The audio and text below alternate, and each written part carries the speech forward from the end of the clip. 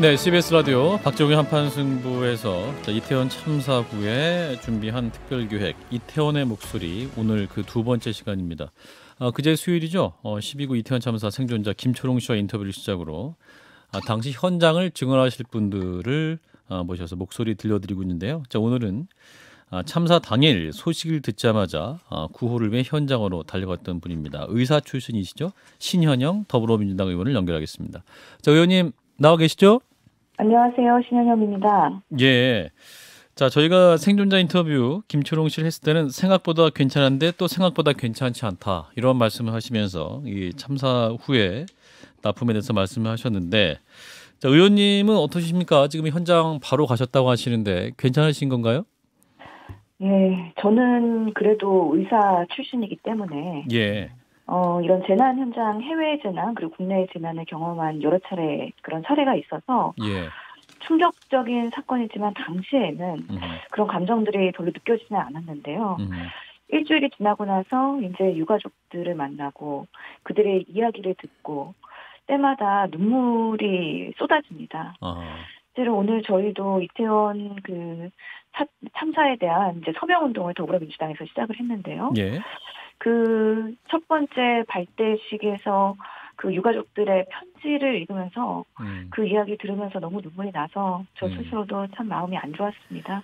저희가 할 수 있는 건 이 상황에 대한 명확한 원인 규명, 그리고 재발 방지 대책, 그리고 지금 온 국민들이 충격에 빠져 계시는데 치유와 위로의 시간을 잘 가질 수 있도록 의정 활동으로 최선을 다하는 방법밖에 없다라는 생각을 갖고 있습니다. 예, 유족들 사연 또 편지 많이 읽으셨다고 그러는데 혹시 기억나시는 것들 혹시 나눠주실 수 있는 내용이 있을까요? 예, 그래서 많은 분들이 알고 계시는 고 이재한 어머니의 편지인데요. 예. 저도 두 아이를 키우는 엄마로서 자기 본인 아이의 자녀의 정말 배 안에서 새 생명을 가졌을 때의 기쁨, 경이로움, 신비로움, 그리고 자녀들이 커가면서의 그런 뿌듯함, 그리고 자녀와 부모와의 연대, 이런 부분에 있어서의 믿음이 있었는데 지금 이 상황에서 지금 자녀가 없다는 사실을 믿기지 않고 오히려 하나님이 이 상황을 다시 돌리실 수도 있다면 엄마를 데려가고 우리의 자녀를 다시 살려달라는 그런 절규의 편지를 들으면서 정말 이 사건이 남의 이야기가 아니고 나한테도 발생할 수 있는 사건이라는 생각이 들어서 너무 뼈아팠다는 생각이 들었습니다. 네, 의원님은 그 참사 당일날 소식을 듣자마자 현장으로 달려가셨죠? 예, 맞습니다. 김은건 교수님 안녕하세요. 네, 안녕하세요. 예. 그 현장에서 이제 어떤 활동을 하셨고 그때 그 구호 활동을 하시면서 봤던 장면 같은 것들, 좀 인상적인 것들이 있었으면 좀 말씀해 주시죠. 예, 저는 사실 1시 40분경에 도착을 했기 때문에 사건이 발생한 이후에 그래도 어느 정도 3시간 정도 경과한 상황에서 도착을 했습니다. 새벽 1시 정도 가셨던 거군요. 그 밤에. 예, 새벽에. 그래서 현장에서는 이미 그 중환자나 사망자는 어느 정도 정리가 된 상황이어서 가장 기억에 남는 장면은 의료 천막 앞에서 떨고 있는 40명의 경증, 미분류 환자들이 본인의 순서를 기다리면서 대기하고 있었던 모습입니다. 그리고 그 상황과 동시에 폴리스 라인이 쳐져 있지만 여전히 할로윈을 즐기고 있는 많은 인파들이 그 이태원의 1번 출구, 4번 출구에서 왔다 갔다 하는 모습을 보면서 뭔가 생사를 오가는 두 가지 장면이 동시에 같은 장소에서 연출되는 것이 지금 대한민국의 현 주소인가라는 여러 가지 감정들이 교차했습니다. 그 와중에도 그 할로윈 축제를 계속했던 분들이 계셨던 건가요? 그러니까. 예, 맞습니다. 주변에는 상당히 여러 분들이 돌아다니고 계셨고요. 경찰도 현장에서 통제를 한다고 했는데 물리적 한계가 있었던 것 같고 실제로 우리가 이런 압사 재난 사건은 경험한 바가 거의 없기 때문에 이 통제를 어디까지 해야 되고 그 현장을 어떻게까지 보안과 가려야 되는지 이런 것들에 대한 기준이 없는 것으로 알고 있습니다. 앞으로 우리가 만들어가야 될 부분이라고 생각합니다. 이번 사고를 보면서 제가 좀 의아했던 건 뭐냐면 도대체 컨트롤 타워가 어디인가를 잘 모르겠어요. 그 컨트롤 타워. 맞습니다. 저도 현장에서 컨트롤 타워를 보지 못했고요. 심지어 현장에서 만난 보건복지부 장관을 대상으로 어제 예산결산위원회에서 질의를 했습니다.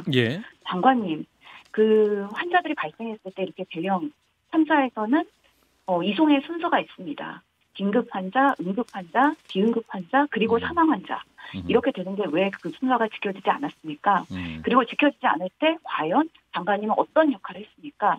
라고 물어봤더니 장관님도 현장에 계셨지만 그렇게 순서가 바뀌었는지에 대해서 모르고 있었다라고 말씀을 하셨고요. 실제로 그 현장에서의 컨트롤타워는 실제로 사건이 발생하면 경찰이 투입되고 그 다음에 소방이고 그 다음에 응급 의료의 재난 컨트롤 타워가 작동이 되는 곳인데요. 예. 그런 면에서의 소방서 그리고 보건소에서의 그 장의 역할이 잘 되었는지는 의문이고요. 다들 경황 없이 이렇게 대형 압사 사건을 경험하면서 골든타임을 지키지 못하는 상황이었기 때문에 또 매뉴얼대로 작성하지 못한 여러 가지 물리적 한계는 있었지만 그럼에도 불구하고 평소에 트레이닝 되지 않은 컨트롤 타워들이 그 자리를 유지하고 있었던 것도 이번 사건에서의 좀 문제점이라고 생각합니다. 그 구급차 이송 문제를 얘기를 하지 않을 수가 없는데요. 당일에 보면 순천향병원으로 옮겨졌던 시은 한 분 중에 중환자는 한 분이고 나머지 분들 사실은 사망이거나 심정지 상태였고 반면에 20명이 넘었던 중증 환자들은 이대 목동병원, 강남 성모병원 등 병원 심지어는 이동 시간이 1시간 40분 걸린 분들도 계시던데 원래 제가 알기로는 이런 재난적 상황이 오면 가까운 병원에는 심정지자보다는 중환자들을 먼저 배치하도록 되었어야 하는데 이런 것이 작동하지 않은 이유는 뭐였을까요? 중요한 지적이시고요. 정말 그 중앙응급의료센터의 모바일 상황실의 카톡방에 소방, 지자체, 그리고 디메팁 여러 관계자들이 다 들어와서 그 상황에 대해서 정보 공유를 하고 있었습니다. 디메팀은 재난의료지원팀이 디메팀이죠. 네, 예, 계속 말씀해 주세요. 디메팀을 관정하는 보건복지부 산하의 중앙응급의료재난센터가 있습니다. 예. 거기서 이 상황에 대해서 출동을 시키고 병상을 배정하고 하는 역할을 하는데요. 거기에 상황팀장이 이런 얘기를 합니다. 제발 산 사람부터 이송시킵시다. 제발. 산 사람부터 이송시킵시다. 제발. 예, 산 사람부터 이송시킵시다. 제발. 여러 번 얘기를 하게 됩니다. 예. 그럼에도 불구하고 현장에서는 그렇게 지켜지지 못했던 여러 가지 현실적인 한계가 있었을 겁니다. 워낙에 동시다발적으로 CPR로 심정지휘 환자들이 많았기 때문에 소방과 민간 이송업체들이 현장에 투입되면서 순서대로 그런 사망자 시신을 처리해야 되는 어려움도 있었지만 예. 현장에서 중증도 분류를 하는 데 있어서 여전히 살아있는 분, 호흡이 남아있는 분, 그리고 이미 사망해서 CPR이 필요하지 않으신 분 이런 것들에 대한 분류 작업을 했다고는 하지만 저희가 봤을 때는 소방과 그리고 이후에 출동한 디메팀, 재난의료팀에서의 소통은 부족했던 것으로 보인다. 그래서 이런 것들이 일사불란하게 가기 위해서는 이 상황을 전체를 총괄하는 컨트롤 타워들이 아니야, 이것부터 해야 돼, 이건 나중이야, 우선 여기부터 살리고 보자. 이런 것들에 대한 명확한 지침을 해야 되는데 예. 그런 것들이 보이지 않았기 때문에 현장에 투여됐던 디메팀의 의사들과 의료진들은 본인 앞에 있는 사망자나 본인 앞에 있는 환자들부터 대응할 수밖에 없었다라는 증언들을 들었습니다. 그 재난의료지원팀이라고 불리는 그 디메 여기가 사실은 그나마 거기 계신 분들 중에서 이런 종류의 재난의 경험이 있으신 분들이지 않겠습니까? 예, 맞습니다. 현장에서 컨트롤은 보건소장이 한다고 하던데 이런 것들은 좀 제도 개선이 필요한 부분이 아닐까 싶은 생각인데요. 매우 중요한 지적이시고요. 실제로는 용산 소방서도 가서 소방서장의 말씀도 들었고 디메팀의 이야기도 들으면 처음에는 소방이 가고 그 다음에 소방에서 정보 공유를 해야지 디메팀들이 이제 투여가 됩니다. 예. 항상 구급 소방 요원들이 먼저 가기 때문에 그날도 중증도 분류를 소방에서 했습니다. 그리고 그 다음에 디메팀들이 와서 나머지 중증도 분류를 하면서 이제 중증 환자, 응급 환자부터 옮기고 그 다음에 정증 환자들을 그 다음에 진료를 하는 순서로 나름의 정리를 하긴 했는데요. 예. 그럼에도 불구하고 이번에 아쉬웠던 거는 디메팀이 이번에 15개 팀이었습니다. 그럼 15개의 병원에서 나름의 응급의학의 전문가들이 오셨는데요. 예. 그 15개를 컨트롤하고 코디네이션 할 수 있는 컨트롤 타워가 지금은 매뉴얼에서는 용산 보건소장입니다. 아하. 하지만 보건소장님은 사실 평소에는 보건소의 만성질환 또는 건강 증진 업무를 하시지 예. 재난과 응급의 전문가가 아니기 때문에 아하. 수많은 응급의학과 의사들을 컨트롤할 만한 경험과 그리고 그런 연륜이 없습니다. 그런 부분에 있어서는 이번에 꼭 우리가 개선해야 되는 한계의 점이 명확하게 드러났다라고 생각을 합니다. 그렇군요. 그리고 이제 이번 소방서의 대응에 대한 문제점도 지금 나오고 있는 상황이긴 하죠. 이제 1단계와 2단계를 발령하는 시점에 약 30분간 차이가 있었다. 그래서 이 소방서장에 대해서 대응 책임을 묻고 있는 이런 상황인데 이 부분은 의원님 어떻게 판단하십니까? 저희가 그 부분은 조금 더 객관적으로 들여다봐야 될 부분이라고 생각합니다. 저희가 용산 소방서에 방문을 했었는데요. 네. 더불어민주당의 이태원 참사 TF에서 대표님 모시고 갔었는데 그 당시에 브리핑을 들으면 용산 소방서장은 그 상황에서 최선을 다했습니다. 나름 대응 1단계, 2단계, 3단계도 다른 과거의 재난보다는 빠르게 격상을 시켰다고 하더라고요. 그래서 이런 부분에 있어서는 조금 더 전문성 있는 분들이 판단이 필요하다고 생각을 하고요. 경찰의 판단이 아니라 어떤 그 부분을 잘 아는 분들이 경찰에 조언을 해줘야 된다. 판단을 도와야 한다. 이런 말씀입니까? 예, 그런 부분에 있어서의 정말 그 기준과 원칙에 맞게 1단계, 2단계, 3단계 격상을 했는지 봐야 되고요. 예. 실제로 그렇게 말씀드리는 이유는 모바일 상황실 아까 말씀드린 카톡방에서의 소방에서 정보되는 공유들이 상당히 초반에 취약했습니다. 예를 들어서 10시 38분에 처음 그 중앙응급센터의 모바일 상황실에서 10명 정도 깔린 걸로 정보 공유된다. 10시 38분에. 예. 그렇기 때문에 15분에 친구가 들어왔는데 38분에 첫 번째로 10명이 깔렸다고 정보가 들어오고요. 그 다음에 15명이 깔렸다고 정보가 들어오고요. 30명 정도 깔렸다고 하면서 그 숫자가 늘어났는데 깔렸다고만 됐지 이 사람들이 CPR을 받아야 되는 그런 심각한 상황이다. 또는 사망자가 나왔다. 이런 정보들은 초반에 들어오지 않았습니다. 깔렸다는 게 지금 그 환자들이 누워있다 이런 표현을 의미하는 겁니까? 압사 현장에 예, 깔렸다. 둘째 줄, 셋째 줄, 넷째 줄 사람이 깔려 있다. 사람이 깔려 있다. 예. 그렇기 때문에 10명이 깔려 있다라고 하면 10명 깔렸어? 그러면은 이분들을 현장에 디매팀에 가서 치료하는 것보다는 오히려 각자 빠르게 병원으로 이송해서 이 사람들 치료하는 게 훨씬 더 낫겠다라는 판단하기 때문에 디매팀에 출동을 하는 데 있어서 매우 취약한 정보이기도 하고요. 실제로 그 소방이 현장에 접근했을 때는 사람들이 모두 살아있었다고 합니다. 그런데 소방도 진입하는데 시간이 많이 지연됐던 것들은 사실 경찰 통제가 안 돼 있었기 때문에 진입도 어려웠고요.